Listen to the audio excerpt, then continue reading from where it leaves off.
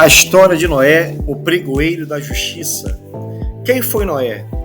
Ele foi o homem a quem Deus usou para salvar a humanidade do dilúvio. Qual foi a sua genealogia? Noé foi o primeiro filho de Lameque e neto de Matusalém, o homem mais longevo da Bíblia.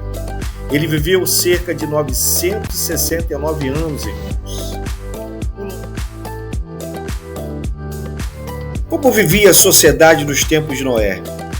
Os homens viviam em extrema corrupção e violência. As pessoas agiam conforme as suas próprias vontades. Elas só pensavam em praticar o mal o tempo todo.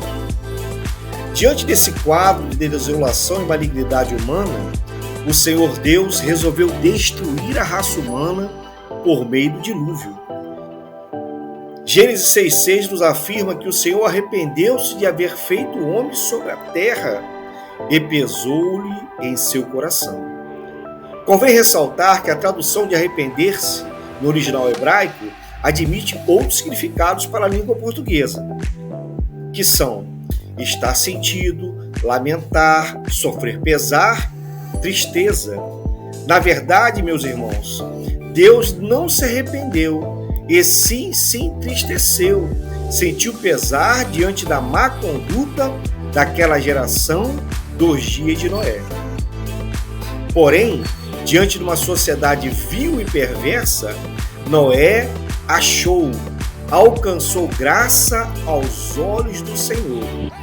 Gênesis 6,9 vai nos afirmar que Noé era um homem justo e perfeito em suas gerações. Noé andava com Deus. O anúncio da construção da arca.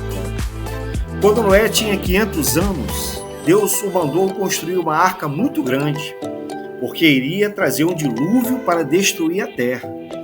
Noé e sua família e casais de todas as espécies de animais deveriam entrar na arca. Apenas quem estivesse na arca seria salvo. A obediência e confiança de Noé. Diante das orientações dadas pelo Senhor para a construção da arca, Noé obedeceu e fez tudo conforme Deus ordenou. E foi um pregador, mas apenas sua família acreditou nele. Veja o que diz o texto em 2 Pedro 2,5, irmãos. Ele não perdoou o mundo antigo, mas guardou a Noé, pregoeiro da justiça, com mais 7 pessoas, ao trazer o dilúvio sobre o mundo dos ímpios. Agora vamos lá em Hebreus 11:7. Pela fé, Noé, divinamente avisado das coisas que ainda não se viam, temeu e, para a salvação da sua família, preparou a arca, pela qual condenou o mundo e foi feito herdeiro da justiça que é segundo a fé. A chegada do dilúvio. Quando Noé havia completado 600 anos, veio o dilúvio sobre a terra. Noé, suas esposas, seus 3 filhos com as suas esposas, assim como os casais de animais, entraram na arca e Deus fechou a porta da arca. Vou repetir, irmãos. E Deus fechou a porta da arca.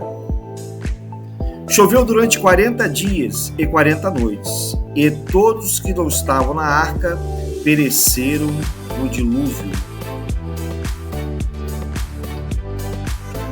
Um novo começo. Quando Noé saiu da arca, ele construiu um altar e ofereceu sacrifícios a Deus. E Deus fez uma aliança com Noé, prometendo nunca mais destruir a terra com outro dilúvio. Como sinal desse concerto, ele estabeleceu seu arco na nuvem. Após o dilúvio, a família de Noé repovoou a terra. Os filhos de Noé deixaram muitos descendentes, que se espalharam pelo mundo. Como sabemos, o mal continuou a aumentar entre os povos do mundo, mas Deus cumpriu a sua promessa de não destruir a terra com outro dilúvio. Noé viveu muito tempo depois do dilúvio e morreu aos 950 anos. Ele ficou conhecido, irmãos, como um homem de fé e foi abençoado por Deus. Um alerta para a nossa geração. A Bíblia diz que assim como foi nos dias de Noé, assim será a vinda do Filho do Homem. Isto significa que o tempo da segunda vinda do Senhor Jesus Cristo será semelhante ao tempo de Noé, quando Deus enviou um dilúvio sobre a terra. Nos dias de Noé, as pessoas viviam suas vidas como se não tivessem que prestar contas a ninguém. Elas andavam ocupadas com seus afazeres da vida cotidiana e ignoravam o chamado ao arrependimento por meio da mensagem de Noé, o pregoeiro da justiça. O resultado de tudo isso, irmãos, foi que aquele povo não percebeu nada, até que veio o dilúvio e destruiu a todos.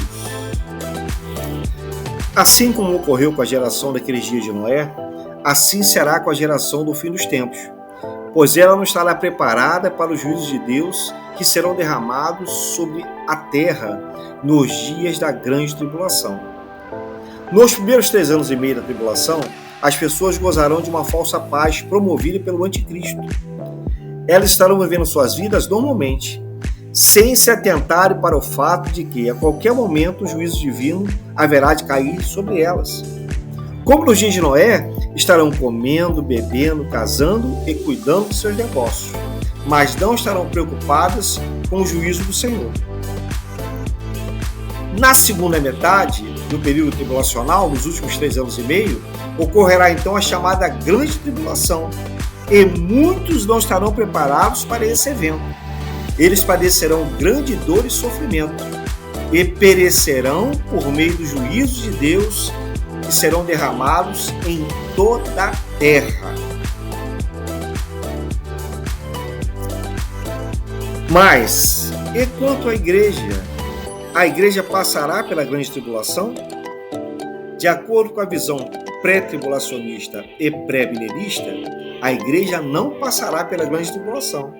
A igreja será arrebatada antes do início do período tribulacional e o surgimento do anticristo no cenário mundial. Vamos aos versículos bíblicos que nos transmitem a certeza de que a igreja do Senhor Jesus será poupada da aflição naqueles dias. 1 Tessalonicenses 1,10. Esperar dos céus a seu Filho, a quem ressuscitou dos mortos, a saber, Jesus, que nos livra da ira futura. Segundo versículo, 1 Tessalonicenses 5,9. Porque Deus não nos destinou para a ira, mas para a aquisição da salvação por nosso Senhor Jesus Cristo. E por último, Apocalipse 3,10. Como guardaste a palavra da minha paciência, também eu te guardarei da hora da tentação que há de vir sobre todo mundo para tentar os que habitam na terra. Convém ressaltar que o arrebatamento dos santos será súbito e iminente, de forma que não haverá sinais visíveis e não há como prever quando ocorrerá esse evento. Para não sermos pegos de surpresa neste dia, devemos andar em verdadeira pureza, justiça e santidade diante do Senhor, sendo sóbrios e vigilantes, pois não sabemos o dia nem a hora da vinda do Senhor nas nuvens para arrebatar o seu povo.